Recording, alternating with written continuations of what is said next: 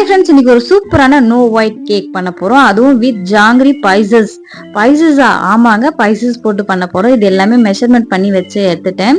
இந்த கேக்கை வந்து நம்ம கோதுமையில பண்ண போறோம். ரொம்ப ஒரு ஆரோக்கியமான ஒரு ஹெல்த்தியான கேக். அதுக்கு மிளகு, லவங்கம், பட்டை, சுக்கு, ஜாதிக்காய் வந்து நல்லா மிக்சியில் அடிச்சு எடுத்து வச்சுக்கணும். அதுக்கப்புறம் 1 cup maida, baking soda, baking powder, salt இதை வந்து 3 வாட்டி ஜலிச்சு எடுத்துக்கோங்க. இது ரொம்பவும் ஆரோக்கியமான கேக், ஒரு ரொம்ப ஹெல்த்தியான கேக் கூட சொல்லலாம். இது பெரியவங்களுக்கு ரொம்ப பிடிக்கும்.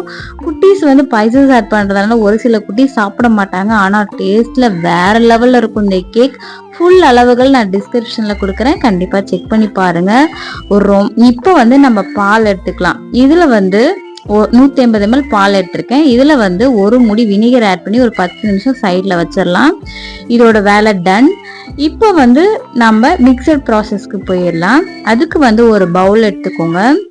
இதுல வந்து தயிர், நாட்டு சர்க்கரை, எண்ணெய் 1/4 கப், அதுக்கப்புறம் வெனிலா எசன்ஸ் இது எல்லாமே மிக்ஸ் பண்ணி நல்லா ஒரு பீட்டர்ல ஒரு 5 மினிட்ஸ்க்கு நல்லா பீட் பண்ணி எடுத்துக்கோங்க. நல்லா மிக்ஸ் ஆகிற அளவுக்கு கட்டி இல்லாம எடுத்துக்கோங்க. ரொம்பவும் பண்ண தேவையில்ல, 1 ஸ்பீட்ல வச்சு நல்லா மிக்ஸ் பண்ணிக்கோங்க. அதுக்கப்புறம் நம்ம அரைச்சி வச்ச இந்த பொடியை வந்து பைசஸ் பொடியை 2 ஸ்பூன் இதில் ஆட் பண்ணிக்கோங்க. ரொம்ப ஹெல்தின்னு ஒரு நல்ல ஒரு ஃப்ளேவர், நல்ல ஸ்மெல்லாக இருக்கும். அன்னடா இது இதெல்லாம் போட்டால் நல்லா இருக்குமான்னு பார்க்காதீங்க, டேஸ்ட் அல்டிமேட்டாக இருக்கும். இப்போ நம்மளோட மிக்சர் நல்லா ரெடி ஆயிடுச்சு. இதில் வந்து ட்ரை இன்க்ரீடியன்ஸ்லாம் வந்து ஆட் பண்ணிக்கலாம். ட்ரை இன்க்ரீடியன்ஸ் ஆட் பண்ணி பால் சேர்த்து இதை வந்து நான் டபுள் பேட்சாக வந்து ஆட் பண்ணி இதில் மிக்ஸ் பண்ண போகிறேன். இதில் மிக்ஸ் பண்ணிட்டு நல்லா ஜென்ரலாக நல்லா மிக்ஸ் பண்ணி விடுங்க. மிக்ஸ் பண்ணோடனே நம்மளுடைய ஹெல்த்தியான பேட் ரெடி ஆயிடும். இதுக்கு வந்து நம்ம வால்நட்டை நல்லா அழகா குட்டி குட்டியாக வந்து கட் பண்ணி எடுத்துக்கோங்க. இல்லைன்னா கையிலேயே வந்து அடைச்சி எடுத்துக்கோங்க. இதை வந்து ஒரு கோதுமை மாவில் வந்து இந்த வால்நட்டை நல்லா போட்டு நல்லா வந்து டஸ்ட் பண்ணிக்கோங்க. நல்லா வந்து குலுக்கி விட்டுக்கோங்க. ஏன்னா வந்து வால்நட் போட்டதும் வந்து அடியில் போயிடும்.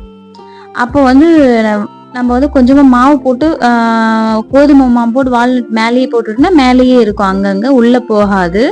அதனால இதை ஃபாலோ பண்ணிக்கோங்க. அதுக்கப்புறம் நான் ஒரு 7 இன்ச் பேன் எடுத்திருக்கேன். 7 இன்ச் இல்லைன்னா 8 இன்ச் பேன் இருந்தால் இந்த கேக் செய்ய பர்ஃபெக்டாக இருக்கும். இந்த பேட்டை இதில் ஊற்றிட்டிங்கன்னா ஒரு சூப்பரான பேட் ரெடி ஆயிடுச்சு. இதுக்கு மேலே வந்து பிஸ்தா அல்லது முந்திரி பருப்பு உங்ககிட்ட என்ன இருக்கோ அதை வந்து இதில் ஆட் பண்ணிக்கோங்க. மேலே ஒரு நல்ல ஃப்ளேவர் கொடுக்கறதுக்கு பிஸ்தா நல்லா இருக்கும். இந்த கேக் 3 நாள் வரைக்கும் இருக்கும். நீங்கள் ஃப்ரிட்ஜில் வச்சு நல்லா ஒரு காற்று போகாத ஒரு ஏர் கண்டெய்னரில் போட்டு வச்சுக்கிட்டிங்கன்னா ரொம்ப நாள் வச்சு கூட சாப்பிட்லாம். ரொம்ப நாள்ன்றது 3 டேஸ் வரைக்கும் வச்சு சாப்பிட்லாம். அதுக்குன்னு 10 டேஸ் வரைக்கும்லாம் வச்சு சாப்பிட்றாதீங்க. 3 டேஸ் வச்சு சாப்பிட்லாம். ஃப்ரிட்ஜில் வச்சாலும் வெளியில் 1 hour எடுத்து வச்சுட்டு சாப்பிட்டிங்கன்னா கொஞ்சம் நல்லா ஸ்பான்ஜாக சூப்பராக இருக்கும். பாருங்கள் நம்ம கேக் எவ்வளோ சூப்பராக ரெடி ஆயிடுச்சு.